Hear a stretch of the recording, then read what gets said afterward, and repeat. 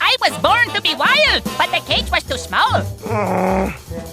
What are you? Some kind of troll or something? Too much for couch potato and boys like yourself. Ow!